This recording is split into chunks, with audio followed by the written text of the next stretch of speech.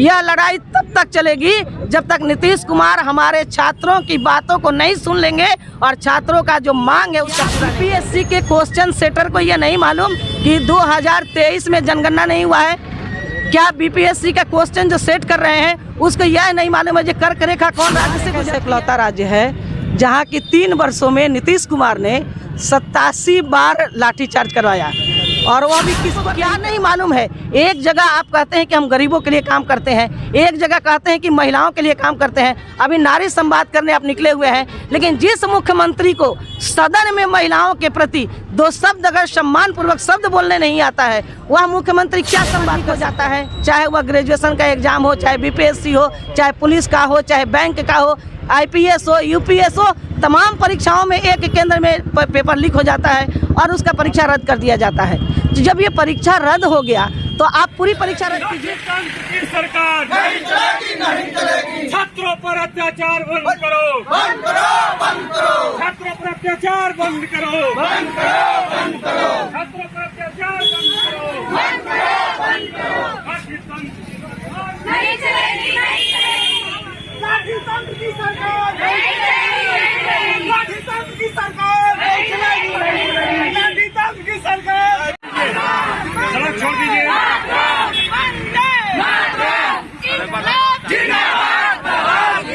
हर जोर जुल्म के चक्कर में, हर जोर जुल्म के चक्कर में संघर्ष हमारा नारा है। छात्रों पर अत्याचार,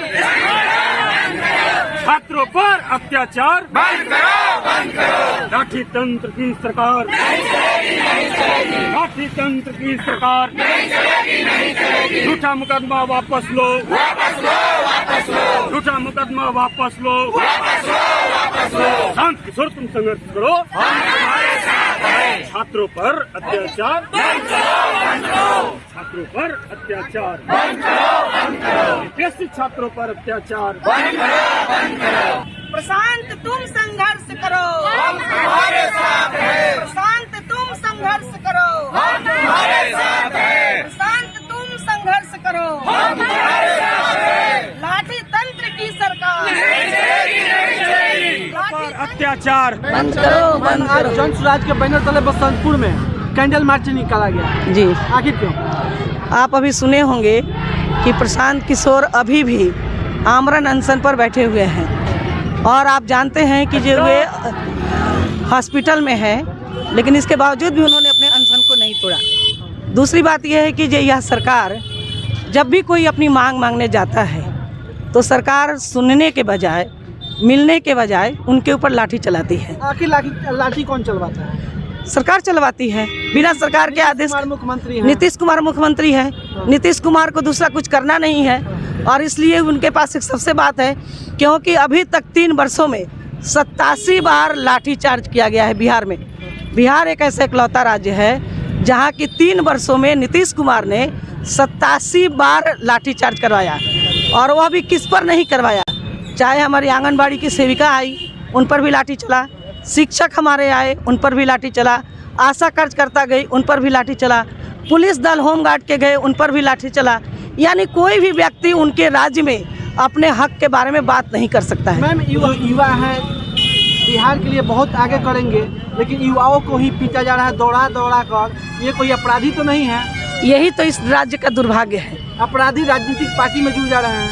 यही इस राज्य का दुर्भाग्य है कि आज जिसको आगे आना चाहिए, जिसके ऊपर पूरा राज्य का भविष्य नहीं देश का भविष्य है, वैसे लोगों की बात सुनने में भी नीतीश कुमार को आफत आ रही है।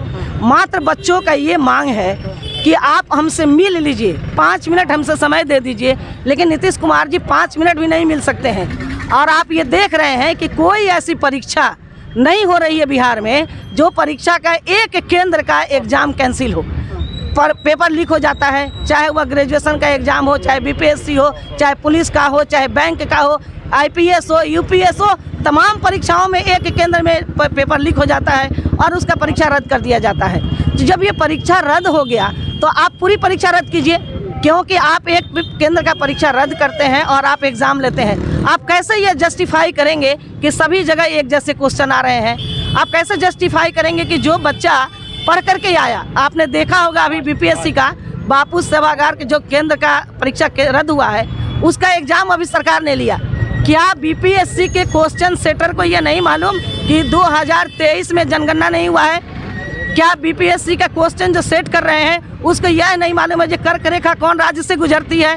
तो ऐसे तमाम गलतियां क्वेश्चन सेटर के द्वारा हो रही है। आखिर ऐसे क्वेश्चन सेटर को सरकार क्यों रखती है? और सरकार को क्या नहीं मालूम है? एक जगह आप कहते हैं कि हम गरीबों के लिए काम करते हैं, एक जगह कहते हैं कि महिलाओं के लिए काम करते हैं। अभी नारी संवाद करने आप निकले हुए हैं, लेकिन जिस मुख्यमंत्री को सदन में महिलाओं के प्रति 2 शब्द अगर सम्मानपूर्वक शब्द बोलने नहीं आता है, वह मुख्यमंत्री क्या संवाद कर सकते हैं? इसलिए यह जो है लाठी तंत्र की सरकार बन गई है। और प्रशांत किशोर ऐसा कौन सा गुनाह कर दिए थे कि 3:30 बजे पुलिस को वहां पहुंचने की जरूरत थी? प्रशांत किशोर अगर अपने युवाओं के लिए बैठे हुए हैं, वह गांधी के रास्ते पर चल रहे हैं, आमरण अनशन पर बैठे हुए हैं, वे यही कहते हैं ना कि जो हमारे गरीब के बच्चे जो दिन रात मेहनत कर रहे हैं, अगर वे परीक्षा देने आ रहे हैं तो आप उनके साथ न्याय करो। ये कौन सी गुनाह हो गया है न्याय की बात करना? इसलिए नीतीश कुमार का समय लद गया है और किसी भी परिस्थिति में आज के युवा चुप रहने वाले नहीं हैं। क्या लगता है नीतीश कुमार इस पर विचार करेंगे? देखिए, संवेदनहीन जो व्यक्ति हो गया है, जिसका दिल और दिमाग समाप्त हो गया है, उससे क्या उम्मीद किया जा सकता है? लेकिन यह इतिहास रहा है कि जो भी व्यक्ति, जब युवा की आवाज़ आती है, जब नौजवान आगे आते हैं तो हर लोग झुक जाता है। तो नीतीश कुमार को भी झुकना पड़ेगा। और आज पूरे राज्य ही नहीं, देश स्तर पर आप देख रहे हैं कि आवाज़ गूंज रही है। तो जब देश स्तर पर आवाज़ गूंज रही है तो नीतीश कुमार कितना दिन तक चुप रह सकते हैं? लड़ाई कब तक चलेगी? यह लड़ाई तब तक चलेगी जब तक नीतीश कुमार हमारे छात्रों की बातों को नहीं सुन लेंगे और छात्रों का जो मांग है उसका पूरा नहीं करेंगे, तब तक यह लड़ाई चलती रहेगी। मेरा नाम है उर्मिला सिंह, मैं आपकी बसंतपुर की रहने वाली हूं और यहीं मैंने प्रिंसिपल पद से रिटायर किया है।